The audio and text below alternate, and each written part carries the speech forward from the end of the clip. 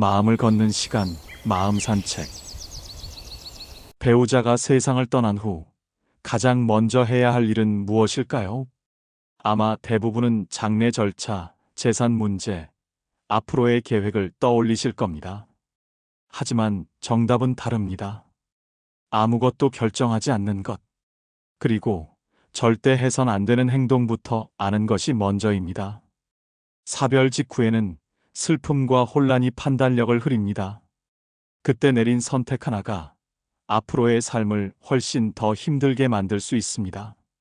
그래서 오늘은 배우자와 사별 후 절대 해선 안 되는 행동 7가지를 말씀드리려 합니다. 배우자를 떠나보낸 슬픔 속에서 무엇을 해야 하는지는 주변에서 많이 듣지만 무엇을 하지 말아야 하는지는 잘 모릅니다. 그걸 몰라서 평생 후회하는 분들을 저는 정말 많이 봤습니다. 오늘 영상이 그 실수를 막아드릴 겁니다. 영상 끝까지 보시면 왜 슬픔을 억누르면 마음 회복이 늦어지는지, 왜 중요한 결정은 최소한 반년은 기다려야 하는지, 그리고 왜 모든 걸 혼자 감당하려 하면 건강까지 무너지는지 구체적으로 아시게 될 겁니다. 또 남은 삶을 지키면서도 다시 일어설 수 있는 방법까지 차근차근 알려드리겠습니다. 오늘 내용은 혹시 지금 당장이 아니더라도 언젠가 내게 또는 내 주변 누군가에게 꼭 필요한 순간이 올 수 있습니다. 그러니 끝까지 함께 해주시고 혹시 이 영상이 누군가에게 도움이 될 것 같다면 공유도 해주세요. 오늘 이야기 궁금하시다면 구독과 좋아요 꼭 눌러주세요. 자, 그럼 시작하겠습니다. 배우자가 죽은 후 절대 하면 안 되는 행동. 첫 번째, 감정을 꾹 참고 외면하는 것. 배우자를 잃었을 때 울면 더 힘들어질까요? 아니면 꾹 참고 아무렇지 않은 척하는 게 나을까요? 많은 분들이 이렇게 생각합니다. 나까지 울면 자식들이 더 힘들어하잖아. 손님들 오는데 눈물 보이면 민폐 아닌가. 그런데 심리학 연구 결과가 뭐라고 하는지 아세요? 미국 정신의학회 보고에 따르면 감정을 억누른 사람은 우울증에 걸릴 확률이 2배나 높습니다. 울지 않고 버티는 게 강한 게 아니라 오히려 마음과 몸을 동시에 무너뜨리는 길이 될 수 있는 거죠. 66세 김 씨도 그랬습니다. 남편이 갑자기 세상을 떠난 날 장례식 내내 단 한 번도 울지 않았어요.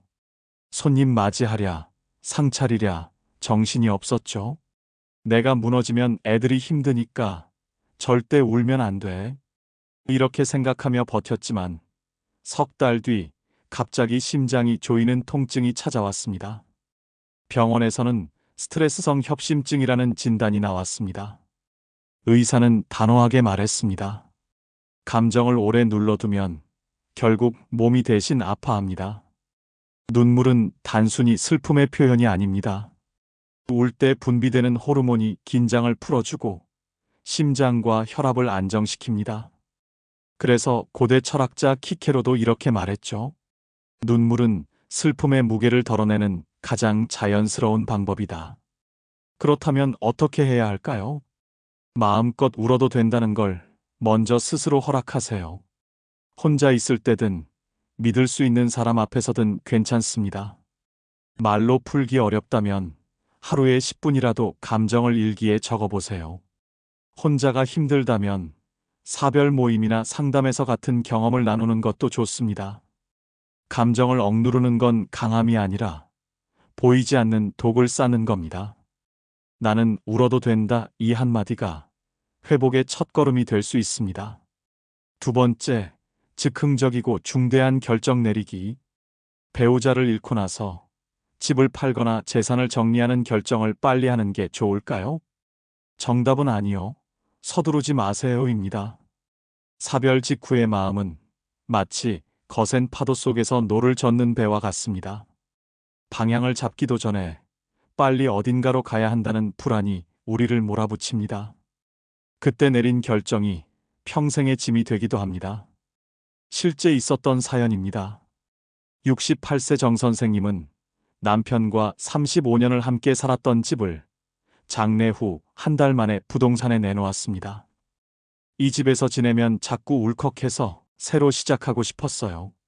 그 마음 이해 못하는 사람은 없었죠. 하지만 이사는 모든 걸 바꿔놓았습니다. 새 아파트는 깨끗했지만 창밖 풍경도 현관문 소리도 낯설었습니다. 이웃과 인사 나눌 기회도 없었고 저녁에 불 꺼진 집에 들어올 때 느껴지는 그 공허함은 오히려 이전 집보다 더 크게 다가왔습니다.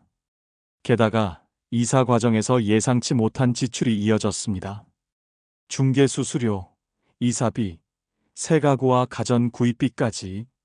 남편의 퇴직금 일부를 남겨두었지만 생활비가 빠듯해지면서 불안감이 더 커졌습니다. 정 선생님은 이렇게 말씀하셨습니다. 그 집이 슬픔의 장소라고만 생각했는데 사실은 제 마지막 안전지대였더라고요. 하버드 성인 발달 연구에 따르면 사별 후 6개월 이내에 내린 주거, 재산, 투자 결정의 70% 이상이 후회로 이어졌다고 합니다. 심리학에서는 이를 애도 혼돈기 결정 오류라고 부르는데 이 시기에는 슬픔과 혼란으로 인해 감정이 이성을 압도하는 상태가 됩니다. 즉, 집을 파는 이유가 경제적 필요보다 감정 회피일 때 그 결정은 대체로 장기적으로 손해를 가져온다는 것이죠. 철학자 파스칼은 말했습니다. 슬픔은 결정을 서두르게 하고 후회는 그 대가로 찾아온다. 결정을 늦춘다고 삶이 망가지는 게 아닙니다. 오히려 시간을 두는 것이 남은 삶을 지키는 가장 강력한 방패가 됩니다. 그래서 중대한 결정은 서두르지 말고 이렇게 해보세요. 재산, 이사, 투자 같은 중대한 결정은 최소 6개월에서 1년 보류하도록 하세요. 꼭 결정이 필요하다면 가족, 전문가, 신뢰할 수 있는 친구와 두세 번 이상 상의하는 것이 필요합니다. 내가 지금 이 결정을 감정으로 하는가, 이성으로 하는가? 를 스스로 점검해 보세요. 결정 전에는 반드시 단점 리스트를 작성하고 1, 2주 후 다시 검토하는 시간을 가져보세요. 결국 사별 직후에는 당장 마음이 편해지는 선택보다 앞으로 나를 지켜주는 선택이 중요합니다. 지금 멈추는 용기가 앞으로의 삶에서 수많은 후회를 막아줄 것입니다. 세 번째, 사회적 고립, 혼자 모든 걸 떠맡기. 배우자를 잃은 뒤 그냥 혼자 조용히 지내고 싶다. 이렇게 생각하는 분들이 많습니다. 누구 눈치도 보지 않고 집 안에서 조용히 하루를 보내는 게 편할 수도 있죠. 그런데 문제는 그 편함이 곧 건강을 무너뜨리는 함정이라는 겁니다. 그렇다면 왜 혼자 보내면 안 될까요? 하버드 성인 발달 연구는 80년 넘게 수천 명을 추적했습니다.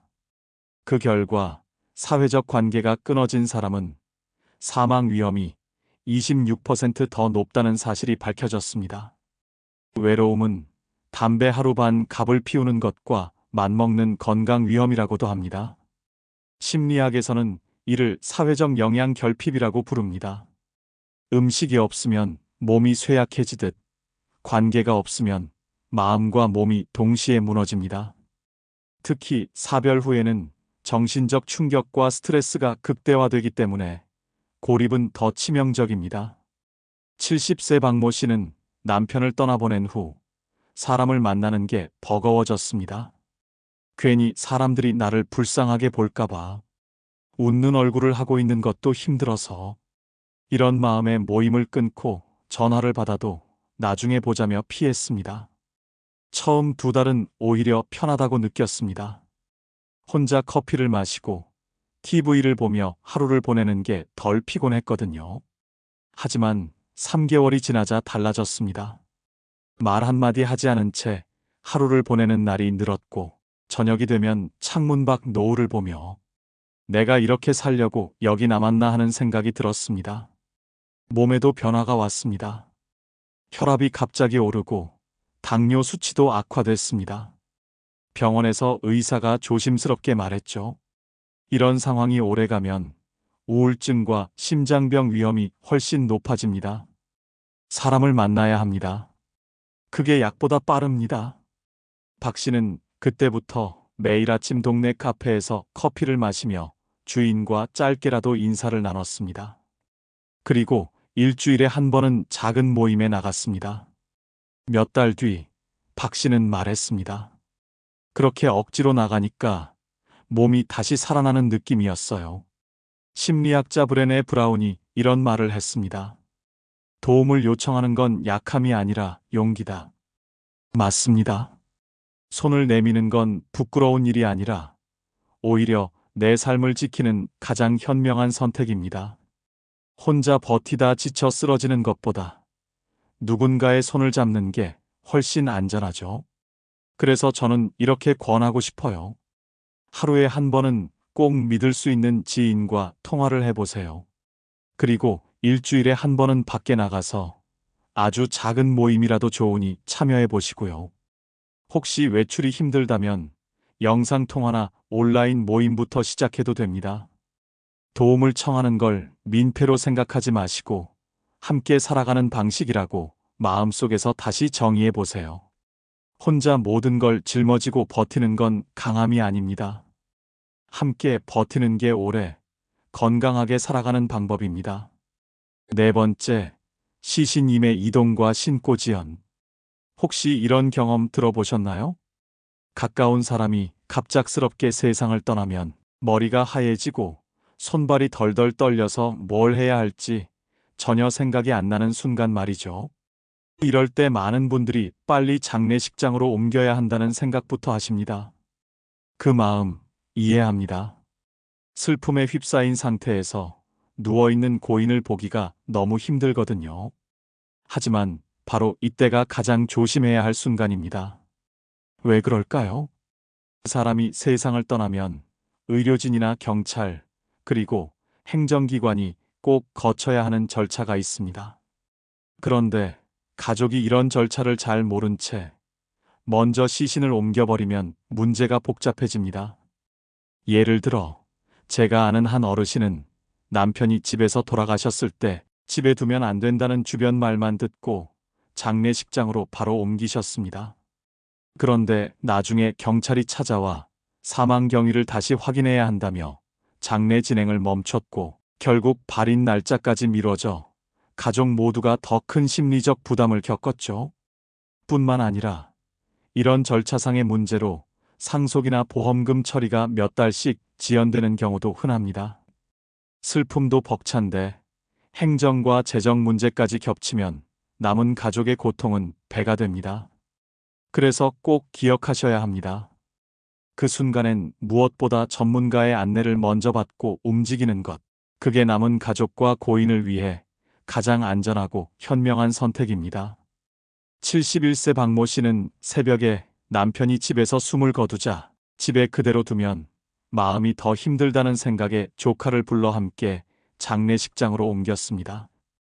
그런데 몇 시간 뒤 경찰에서 연락이 왔습니다.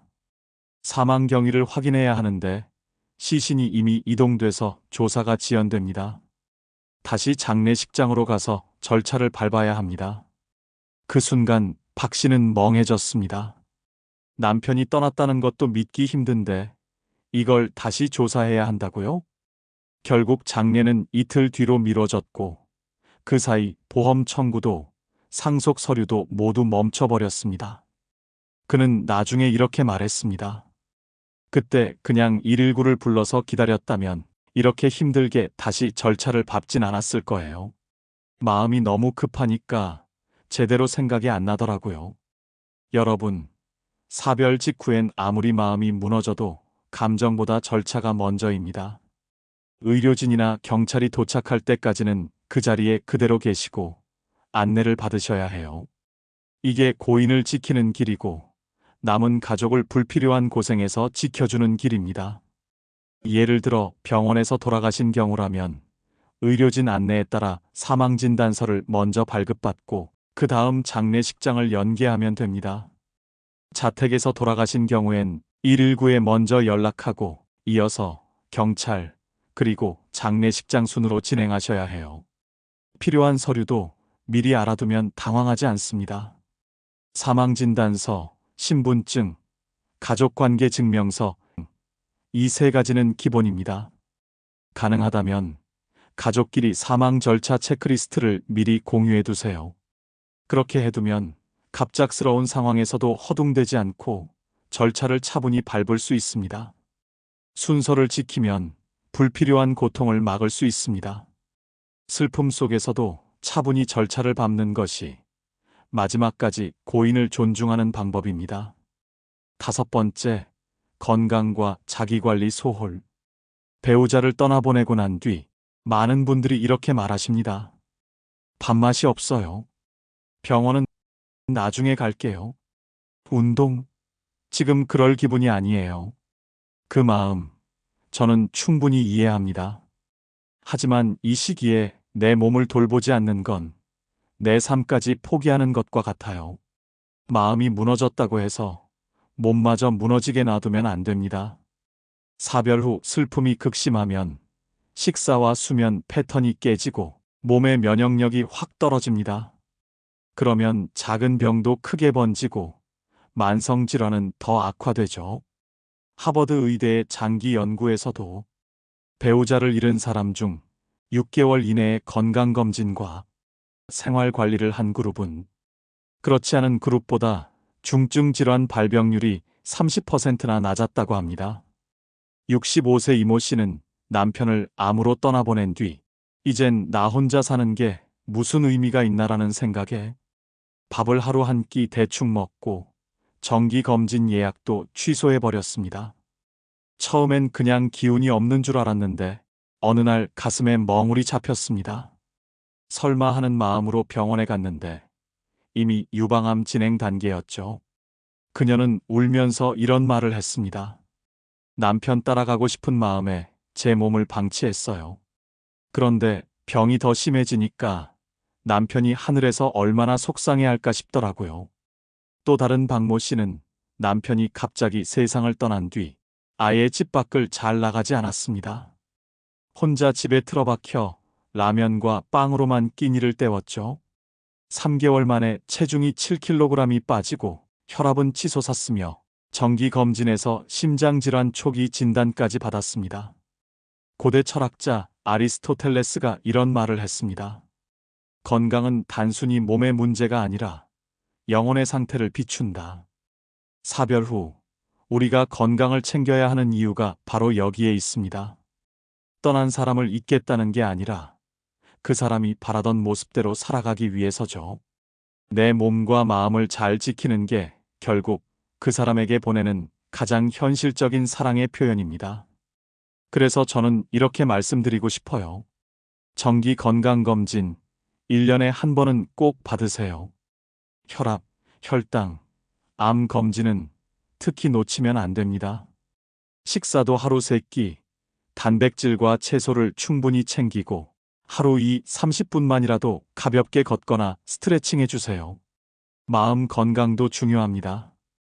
햇볕 아래서 5분만 서 있어도 기분이 달라지고 좋아하는 음악을 듣거나 작은 취미를 시작해도 좋습니다. 나를 돌보는 건 나만을 위한 이기심이 아니라 남은 인생을 지키고 떠난 이를 기리는 가장 확실한 방법이라는 걸 잊지 마세요. 6번째, 경제적 사기, 고위험 투자. 배우자를 잃은 직후 가장 조심해야 하는 것 중 하나가 바로 돈 문제입니다. 왜냐하면 이 시기에는 마음이 허하고 판단력이 흐려져서 평소라면 절대 안 할 선택을 덜컥 해버릴 수 있기 때문입니다. 심리학에서는 이를 감정 취약성 효과라고 부릅니다. 슬픔이나 불안이 클수록 뇌의 판단 영역이 일시적으로 약해져 합리적인 계산보다 감정에 따라 결정을 내리게 된다는 겁니다. 이 틈을 노리는 사람들이 있습니다. 특히 좋은 사람인 척 다가와서 투자, 대출, 사업 제안을 하는 경우가 많죠. 문제는 이런 제안의 70% 이상이 고위험이거나 사기라는 사실입니다. 69세 김모 씨는 남편이 세상을 떠난 지 2달쯤 되었을 때 남편 친구라는 분이 찾아왔습니다. 형님이 살아계셨을 때 꼭 하려고 했던 사업이 있습니다. 이건 형님 뜻을 이어가는 일이에요. 그 말에 가슴이 뭉클해진 김 씨는 별다른 확인도 없이 평생 모아둔 1억 원을 건넸습니다. 하지만 2달 뒤 그 사람은 연락이 두절됐고 돈은 흔적도 없이 사라졌습니다. 김 씨는 저에게 이렇게 말했습니다. 남편 이름을 들먹이니까 그냥 믿어버렸어요. 냉정하게 생각했어야 했는데 그땐 머리가 안 돌아가더라고요. 또 다른 이모 씨는 원금 보장이라는 말에 혹해 금리가 높다는 해외 부동산 투자에 가입했습니다. 하지만 6개월 뒤 해당 회사는 사기업체로 드러나고 그녀의 통장은 텅 비었습니다. 여러분, 이 시기에는 절대 혼자서 큰돈이 오가는 결정을 하지 마세요. 아무리 친한 사람이라도 계약이나 투자는 꼭 가족이나 믿을 만한 친구, 변호사, 세무사 같은 제3자에게 먼저 보여주셔야 합니다. 특히 누군가 급하다, 지금 아니면 기회 없다 이런 말을 꺼낸다면요. 열의 9은 위험 신호라고 보시면 됩니다. 제가 드리고 싶은 조언은 간단합니다. 중요한 계약이나 투자는 최소 2명 이상에게 확인받으세요. 전화, 문자, 직접 만난 자리에서 제안이 들어와도 바로 대답하지 말고 하루 이상은 꼭 생각하는 시간을 가지세요. 그리고 원금 보장, 고수익 한정 판매 같은 말이 들리면 그 자리에서부터 의심을 시작하세요. 금융감독원 파인 같은 공식 사이트에서 업체와 상품을 꼭 조회해 보시고요. 배우자가 떠난 뒤 내 재산을 지킨다는 건 곧 내 노후를 지키는 일입니다. 그리고 그것은 남은 삶을 안전하게 이어가는 마지막 방어막이기도 합니다. 돈을 잃는 건 상처지만 사람까지 잃으면 회복이 훨씬 더 어렵다는 말 꼭 기억해 주세요. 7번째, 행정 절차 미루기. 배우자를 떠나보낸 직후 마음이 무너져 서류 챙기고 관공서 가는 일은 너무 버겁게 느껴집니다. 마음 좀 추스르고 나중에 하지 뭐 이렇게 미루는 분들이 많죠. 그런데 이 행정 절차를 미루는 건 단순한 불편이 아니라 법적, 재정적 손실로 이어질 수 있습니다. 왜 그럴까요? 사망 신고, 상속 신고, 보험 청구, 부동산 자동차 명의 변경. 이 모든 건 기한이 있습니다. 기한을 넘기면 보험금을 못 받거나 상속세에 가산세가 붙고 심하면 재산 분쟁까지 생깁니다. 행정 전문가들이 늘 말하죠. 사별의 슬픔은 시간이 해결하지만 법과 기한은 기다려주지 않는다. 68세 박모 씨는 남편 장례를 마친 후 서류 처리할 마음이 도무지 나지 않았습니다. 마음이 너무 힘든데 관공서 갈 힘이 어디 있어요. 그렇게 2달을 보냈죠. 그런데 상속세 신고 기간이 지나버렸습니다. 결과는 가산세 300만 원.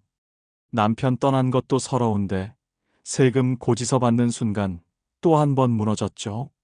그의 말에 저는 할 말이 없었습니다. 72세 정모 씨는 보험금 청구를 미루다 낭패를 봤습니다. 보험사에 전화하니 사망일로부터 3년 이내 청구라는 규정을 넘어섰다는 겁니다. 수천만 원이 날아갔죠. 그녀는 이렇게 말했습니다. 그때는 몰랐어요. 그냥 시간이 많을 줄 알았죠. 근데 시간이 아니라 기한이었던 거예요. 여러분, 행정 절차라는 건 미루는 순간 그 불편과 손해가 고스란히 내 몫이 됩니다. 조금만 마음이 진정되면 해야지 하고 미루다 보면 어느새 기한이 지나버려서 벌금이나 추가 비용이 발생하기도 해요.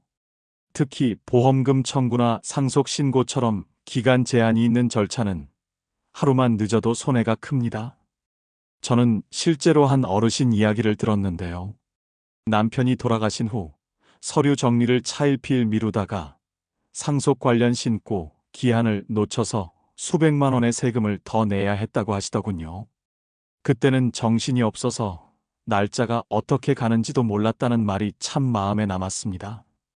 그래서 힘들더라도 혼자 감당하려 하지 마시고 꼭 도움을 받으세요.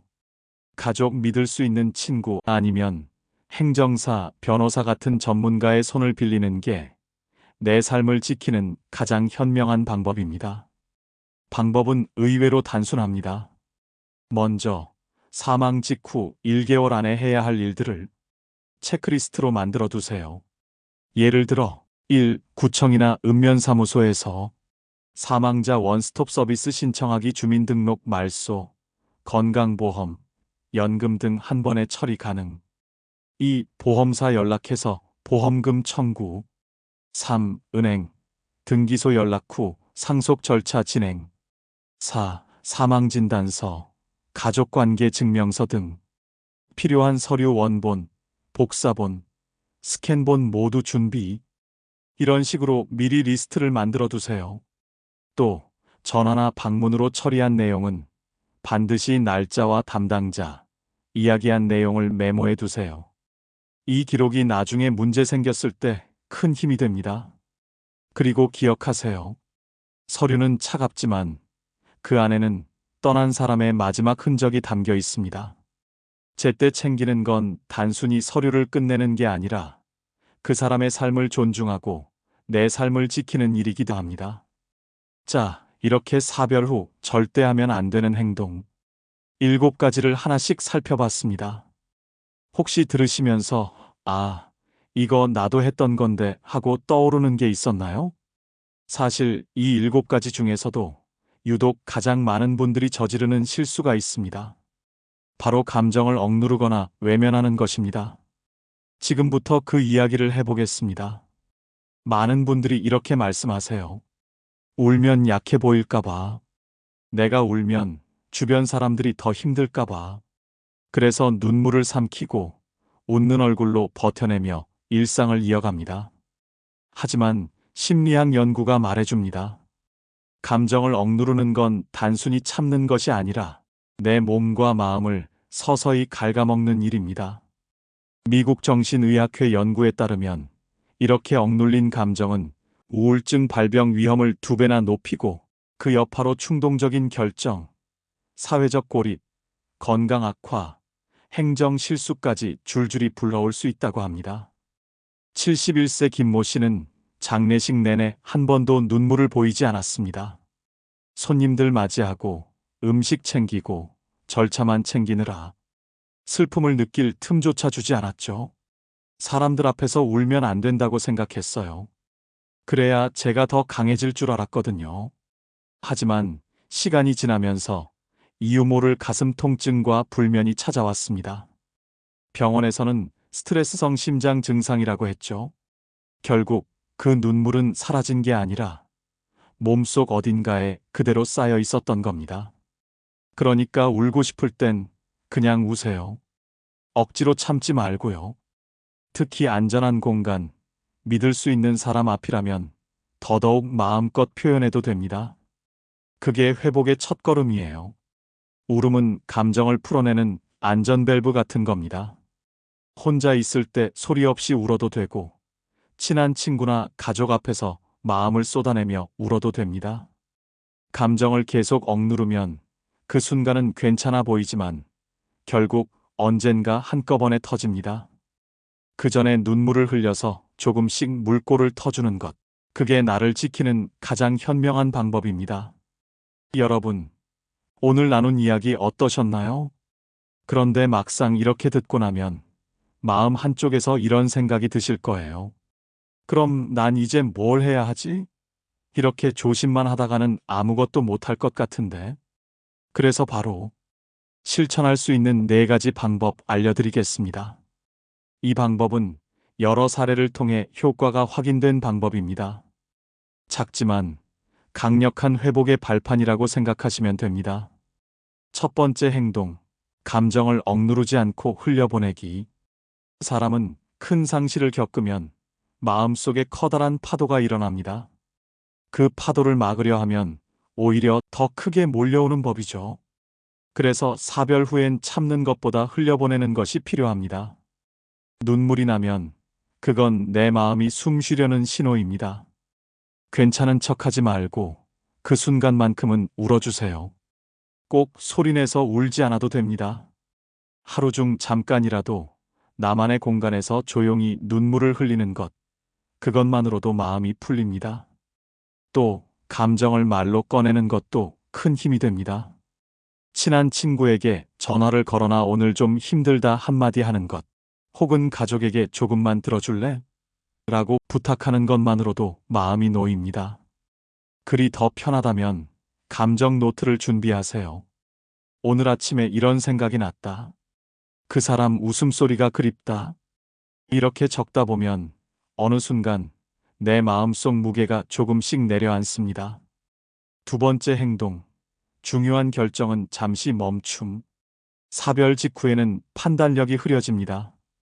이럴 때는 평소라면 하지 않았을 선택을 충동적으로 하게 되죠. 집을 팔거나 고액 투자를 하거나 갑작스레 이사를 결정하는 일들은 최소 6개월에서 1년은 미루세요. 그 기간 동안은 판단 유예 기간이라고 생각하고 모든 결정을 종이에 써두고 차분히 검토하는 습관을 들이세요. 전문가나 가족의 의견을 듣는 것도 필수입니다. 급하게 결정해서 후회하는 것보다 천천히 결정해서 마음 편히 사는 게 훨씬 낫습니다. 세 번째 행동. 혼자 버티지 말고 도움 요청하기. 내가 혼자 이겨내야지라는 생각은 멋져 보이지만 현실에서는 회복을 더디게 만듭니다. 하버드 성인발달 연구에서도 사별 후 사회적 고립이 건강과 수명에 치명적이라는 결과가 나왔습니다. 힘들 땐 주변에 구체적으로 요청하세요. 혹시 이번 주에 같이 장을 봐줄 수 있을까요? 내일 병원에 같이 가줄 수 있나요? 이렇게 말하면 상대도 어떻게 도와야 할지 명확해집니다. 도움을 받는 건 약함이 아니라 살아남기 위한 전략입니다. 네 번째 행동. 건강, 법적 권리 챙기기. 사별 후에는 자기 몸과 권리를 챙기는 일이 우선입니다. 정기 건강검진 일정을 지키고 세 끼 식사를 챙기며 잠도 규칙적으로 자야 합니다. 또한 법적 절차인 사망신고, 상속, 보험금 청구를 정해진 기간 안에 끝내야 재정 손실이나 법적 불이익을 막을 수 있습니다. 혹시라도 절차가 복잡하다면 변호사나 세무사의 도움을 받는 게 좋습니다. 돈이 드니까 나중에 해야지라고 미루다 보면 나중에는 더 큰 돈과 시간이 들어가는 경우가 많습니다. 사별 후의 삶은 이전과 다른 나를 다시 세우는 과정입니다. 그 시작은 거창한 변화가 아니라 오늘 말씀드린 작고 구체적인 행동 4가지입니다. 감정을 인정하고, 결정을 미루고, 도움을 청하고, 내 몸과 권리를 챙기는 것. 이 4가지를 꾸준히 지킨다면 무너지는 삶이 아니라 조금씩 회복하는 삶으로 나아갈 수 있습니다. 여러분, 사랑하는 사람을 잃는 건 인생에서 가장 깊고 무거운 상실입니다. 하지만 그 슬픔 속에서도 꼭 기억해야 할 게 있습니다. 사랑하는 사람을 잃었다고 해서 나까지 잃을 필요는 없습니다. 로마 철학자 세네카는 이렇게 말했습니다. 슬픔은 무게가 아니라 방향을 정해야 한다. 슬픔을 꾹 눌러 담아두면 그 무게는 점점 우리를 짓눌러요. 하지만 그 마음을 건강하게 표현하고 조금씩 앞으로 나아간다면 그 슬픔은 오히려 삶의 방향을 다시 잡아주는 나침반이 될 수 있습니다. 혹시 지금 이 영상을 보고 계신 분 중에 배우자를 잃고 아직도 매일 눈물이 나는 분이 있다면 부디 오늘 드린 이야기 중 한 가지라도 실천해 보셨으면 합니다. 그 작은 걸음이 내일의 당신을 살립니다. 그리고 이 영상을 보시는 여러분께 부탁드립니다. 혹시 주변에 배우자를 잃고 힘들어하는 분이 있다면 이 영상을 꼭 보내주세요. 또 여러분이 겪은 경험, 그리고 따뜻한 위로의 말을 댓글로 나눠주시면 누군가의 마음에 큰 힘이 될 것입니다. 지금까지 시청해 주셔서 감사합니다.